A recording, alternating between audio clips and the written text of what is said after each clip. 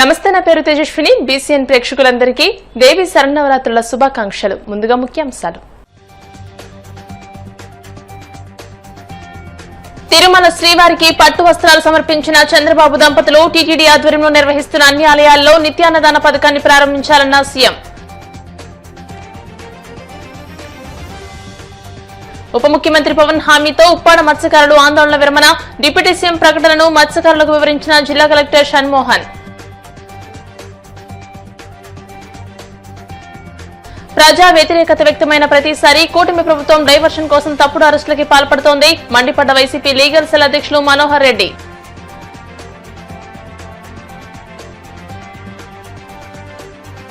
వాడపల్లి వెంకనాలయంలో ప్రత్యేక పూజలు. మంగళవాయిద్య నడుమ శ్రీ స్వామి అమ్మవార్లకు మేలుకొలుపు సేవ. ఐశ్వర్యలక్ష్మి హోమం. శ్రీవారి వార్షిక బ్రహ్మోత్సవాల్లో భాగంగా ముఖ్యమంత్రి చంద్రబాబు దంపతులు వారి కుమారుడు మంత్రి నారా లోకేష్ దంపతులతో కలిసి రాత్రి తిరుమల శ్రీవారిని దర్శించుకున్నారు. ఈ సందర్భంగా రాష్ట్ర ప్రభుత్వం తరపున సీఎం చంద్రబాబు దంపతులు శ్రీవారికి పట్టు వస్త్రాలు సమర్పించారు. అనంతరం శ్రీవారి దర్శనం చేసుకున్నారు. అనంతరం చంద్రబాబు మీడియాతో మాట్లాడుతూ టీటీడీ ఆధ్వర్యంలో నిర్వహిస్తున్న అన్ని ఆలయాల్లోనూ నిత్యాన్నదాన పథకాన్ని ప్రారంభించాలని ఆదేశించారు. దాదాపు 5,000 గ్రామాల్లో శ్రీవారి ఆలయాలు నిర్మించాలని టీటీడీ బోర్డుకు సీఎం చంద్రబాబు సూచించారు. అన్ని రాష్ట్రాల రాజధానిలో శ్రీవారి ఆలయాలు ఉండాలని అన్నారు. ప్రపంచంలో హిందువులు ఉండే అన్ని ప్రాంతాల్లోనూ శ్రీవారిని ఆలయాలు నిర్మించాల్సిన అవసరం ఉందని అన్నారు.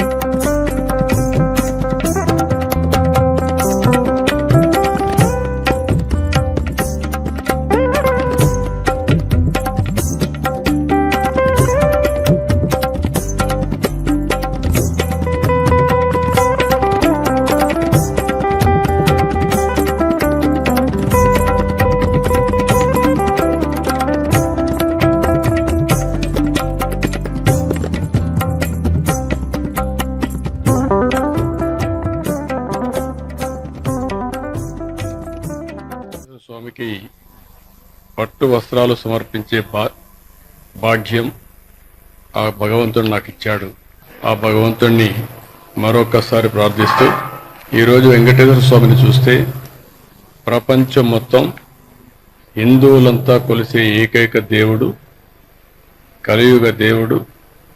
మనందరికి కూడా కష్టాల్లో ఉన్నప్పుడు ఏ వరం అడిగినా ఆశీర్వదించే దేవుడు. నేను చిన్నప్పటి నుంచి కూడా ఆయన దగ్గరనే పెరిగాను, ఆయన చూస్తూ పెరిగాను.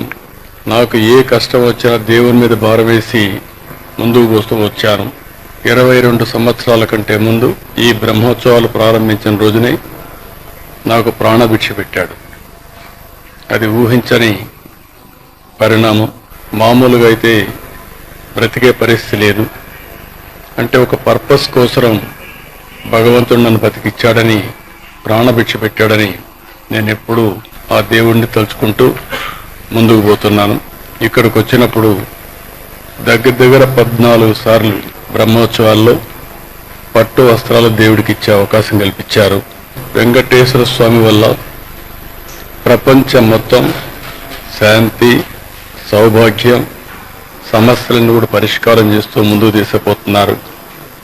అలాంటి వెంకటేశ్వర స్వామి దగ్గర ఎన్నోసార్లు మనమందరం కూడా ఎన్నో మంచి కార్యక్రమాలు చేశాం. ఒకప్పుడు మీరు ఒకసారి చూస్తే ఇక్కడ బోర్డు మెంబర్స్ అందరూ ఉన్నారు, చైర్మన్ గారు, ఈవో గారు ఉన్నారు. ఇక్కడుండే సభ్యులంతా కూడా ఒక పవిత్రమైన భావంతో పనిచేస్తున్నారు. తిరుమల తిరుపతి దేవస్థానం వెంకటేశ్వర స్వామి పవిత్రత కాపాడుతూనే వెంకటేశ్వర స్వామి ప్రాబల్యాన్ని ప్రపంచం మొత్తం మనం తీసుకెళ్లాల్సిన బాధ్యత మన మీద ఉంది. నందమూరి తారక రామారావు గారు ఫస్ట్ టైం ముఖ్యమంత్రి అయినప్పుడు ఇక్కడ అన్నదాన ప్రారంభించారు. ఈరోజు దగ్గర అన్నదానంలో మనం చూస్తే 2,283 కోట్ల రూపాయలు కార్పస్ ఉంది. ప్రతి సంవత్సరం ప్రతి నెల 12 కోట్లు ఖర్చు అవుతుంది. 14 కోట్ల రూపాయలు ఆదాయం వచ్చే పరిస్థితి అన్నదానానికి వస్తా ఉంది. వడ్డీతోనే దీన్ని పూర్తి చేసే పరిస్థితి వస్తుంది. ఈరోజు టీటీడీ బోర్డులో ఉండే మెంబర్స్ ని, చైర్మన్, ఈఓ అని అందరినీ కోరుతున్నా, మీరు కూడా టీటీడీ టెంపుల్స్ ఎక్కడైతే ఉన్నాయో మన ఆధ్వర్యంలో నడిచే టెంపుల్స్ అన్నిటిలో స్టాండర్డైజ్ చేసి ఇక్కడ ఏ విధంగా అయితే అన్నదానం కార్యక్రమం జరుగుతుందో అలాంటి కార్యక్రమం అన్ని టెంపుల్లో చేయాల్సిన అవసరం ఉంది. దానికి శ్రీకారం చుట్టాల్సిందిగా మిమ్మల్ని అందరినీ కోరుతున్నాను. ఈ దేవాలయాలు రాష్ట్రంలో అన్ని గ్రామాల్లో ఉండాలి, దేశంలో అన్ని రాజధానుల్లో ఉండాలి, ప్రపంచంలో హిందువులు ఎక్కడుంటే అక్కడ కూడా ఉండాల్సిన అవసరం ఉంది. దీనికి కూడా కొన్ని కమిటీలు వేసుకుని అక్కడ ఉండే వాళ్ళు కూడా మనం ఎప్పుడప్పుడు మాట్లాడి ప్రపంచం మొత్తం వెంకటేశ్వర స్వామి దేవాలయాల్ని నెలకొల్పే విధంగా మీరు చేయాల్సిన అవసరం ఉంది. కాకినాడ జిల్లా ఉప్పాడలో మత్స్యకారులు చేస్తున్న ఆందోళనపై ఉప ముఖ్యమంత్రి పవన్ కళ్యాణ్ స్పందించిన విషయం తెలిసిందే. వారి ఆందోళన నేపథ్యంలో ఉప్పాడ మత్స్యకారుల సమస్య పరిష్కారానికి ఒక కమిటీని ఏర్పాటు చేయనున్నట్టు ఆయన పేర్కొన్నారు. అసెంబ్లీ సమావేశాలు ముగిసిన వెంటనే స్వయంగా ఉప్పాడకు చేరుకుని మత్స్యకారులతో సమస్యలపై చర్చిస్తానని హామీ ఇచ్చారు. పవన్ కళ్యాణ్ హామీతో గత 2 రోజులుగా మత్స్యకారులు చేసిన ఆందోళన విరమించారు. సముద్రంలో కలుస్తున్న ఫార్మా వ్యర్థాల కారణంగా మత్స్య సంపద దెబ్బతింటుందని ఆందోళన చేస్తున్న మత్స్యకారులు కాలుష్య కారక పరిశ్రమను తక్షణమే మూసివేయాలని డిమాండ్ చేస్తున్నారు. ఈ నేపథ్యంలో డిప్యూటీ సీఎం పవన్ కళ్యాణ్ స్పందించారని, సమస్యల పరిష్కారానికి ఆయా సంఘాల నాయకులతో కమిటీలు ఏర్పాటు చేస్తామని హామీ ఇచ్చినట్టు జిల్లా కలెక్టర్ షణ్మోహన్ మత్స్యకారులకు తెలియజేశారు. దీంతో మత్స్యకార సంఘాల నాయకులు చర్చించుకుని ధర్నాను విరమిస్తున్నట్టు ప్రకటించారు. అయితే అక్టోబర్ 10వ తేదీలోగా తమ డిమాండ్లపై చర్యలు తీసుకోకపోతే మరోసారి ధర్నాకు దిగుదామని వారు తెలియజేశారు. ఇప్పుడు ఒక పని చేస్తే అక్కడ ఇంకొక 50 ఏళ్లు మళ్ళీ వెనక్కి తిరిగి చూడకూడదు ఈ గ్రామాలు అన్న ఉద్దేశంతో ఎక్కడ ఇంతవరకు దేశంలో ఎక్సెప్ట్ కేరళలో ఒక చోట చేశారు. ఆ తర్వాత ఎక్కడ చేయనంత పకడ్బందీగా ఒకటి ప్లాన్ చేసి ఈ నెలలో ఎట్లయినా సరే దాన్ని శాంక్షన్ తెచ్చుకోవడానికి ముఖ్యమంత్రి గారి వైపు నుంచి స్పెసిఫిక్ గా ఒక లెటర్ రాసి ప్రధానమంత్రి గారికి, తర్వాత డిప్యూటీ సీఎం గారు ప్రతిసారి ఢిల్లీకి వెళ్ళినప్పుడు హోంమంత్రి గారితో ఇలాగా ప్రతిసారి నాకు తెలిసి ఆయన కష్టం అంటే ప్రతిసారి గవర్నమెంట్ వైపు నుంచి ఎంపీ వెళ్ళినా, లేకపోతే డిప్యూటీ సీఎం గారు వెళ్ళినా, సీఎం గారు వెళ్ళినా ఎన్నిసార్లు దీని గురించి కష్టాలు కానీ లేకపోతే మనకున్న ఇష్యూస్ ని గవర్నమెంట్ దృష్టిలో పెడుతున్నారా లేదా ఆఫీసర్లు, పెట్టిన తర్వాత డిప్యూటీ సీఎం గారు కానీ సీఎం గారు దీని మీద ఎంతవరకు మనకి న్యాయం చేస్తున్నారు. నేను పర్సనల్ గా మాట్లాడు నా వైపు జిల్లా మేజిస్ట్రేట్ గా నేను ఈ ఊరు వాడిని కాదు. ప్రభుత్వ తప్పుడు విధానాలపై ప్రజల్లో తీవ్ర ఆగ్రహం వ్యక్తమైన ప్రతిసారి అక్రమ కేసులు, తప్పుడు అరెస్టులతో కూటమి ప్రభుత్వం డైవర్షన్ కు పాల్పడుతోందని వైసీపీ లీగల్ సెల్ అధ్యక్షుడు మనోహర్ రెడ్డి మండిపడ్డారు. తాడేపల్లి వైసీపీ కేంద్ర కార్యాలయంలో ఆయన మీడియాతో మాట్లాడుతూ 3 రోజుల్లో 3 సోషల్ మీడియా యాక్టివిటీస్ కనిపించకుండా పోయారని, హెబియస్ కార్పస్ పిటిషన్ వేస్తే ఒకరిని తాము అరెస్ట్ చేసినట్టు పోలీసులు హైకోర్టు ఎదుట హాజరుపరిచారని తెలియజేశారు. మిగిలిన 2 కూడా మఫ్టీలో వచ్చిన పోలీసులే తమతో తీసుకెళ్లారని, వారి కుటుంబ సభ్యులకు ఎటువంటి సమాచారం చెప్పకుండా వేధిస్తున్నారని అన్నారు. అరెస్ట్ చేసిన వారిపై కుట్రపూరితంగా గంజాయి కేసులు పెట్టి జైళ్ల నుంచి బయటకు రానివ్వకుండా చేయాలనే కుట్రతోనే పోలీసులు వ్యవహరిస్తున్నారని ఆగ్రహం వ్యక్తం చేశారు. ప్రజా వ్యతిరేకత వచ్చిన ప్రతి సందర్భంలో కూడా ఈ ప్రభుత్వం పైన ఈ ప్రభుత్వం డైవర్ట్ చేయడానికి ఏదో ఒకటి అంటే లేని లిక్కర్ స్కామ్ కానీ, లేదంటే వ్యక్తిత్వ హననం చేయడం కానీ, లేకపోతే సోషల్ మీడియా వాళ్ళపైన మరోసారి వాళ్ళని హింసించడం కానీ, ఏదో ఒకటి డైవర్షన్ పాలిటిక్స్ ప్రభుత్వం మరియు ఎల్లో మీడియా కలిసికట్టుగా ఈ రాష్ట్రంలో ప్రయత్నం చేయడం అనేది జరుగుతూ ఉంది. ఇది అందరికీ తెలుసు. మొన్న ఇటీవలనే మాచర్లలో సోషల్ మీడియా కార్యకర్తలను అక్రమంగా అరెస్టు చేశారు. అది మర్చిపోకముందే ఈ మెడికల్ కళాశాలలపై ఇవి ప్రైవేటీకరిస్తున్నారని చెప్పి రాష్ట్ర వ్యాప్తంగా ప్రజానీకం ఈ ప్రభుత్వానికి వ్యతిరేకంగా చర్చించుకుంటున్నారు. అనేక పార్టీలు దీనిపైన ఉద్యమం చేపట్టాలని ఉన్నాయి. జగన్మోహన్ రెడ్డి గారు ప్రవేశపెట్టిన 17 మెడికల్ కళాశాలలను పీపీపీ పద్ధతుల్లో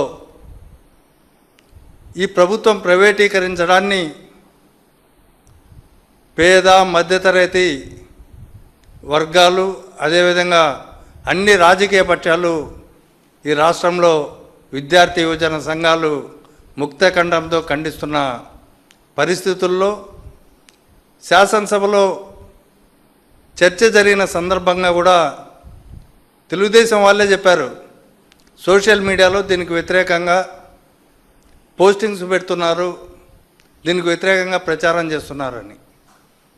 అంటే దీంట్లో ప్రజల్లో ఈ మెడికల్ కళాశాలల ప్రైవేటీకరణ పైన ఉన్న వ్యతిరేకతను గమనించి సోషల్ మీడియా మరింత వ్యతిరేకతను పెంచుతాదేమో, మమ్మల్ని మరింత ప్రశ్నిస్తాదేమో, మరింత ప్రజలను చైతన్యపరుస్తారేమో అనే ఉద్దేశంతో మరోసారి చాలా ప్లాన్డ్గా అధికార పార్టీ పోలీసులను రంగంలోకి దించి అన్యాయంగా, అక్రమంగా ఎప్పుడో పాతవి తప్పుడు కేసులు పెట్టడం, ఇటీవలనే ఇంతకుముందే హైకోర్టు సర్క్యులర్లు కూడా జారీ చేసింది.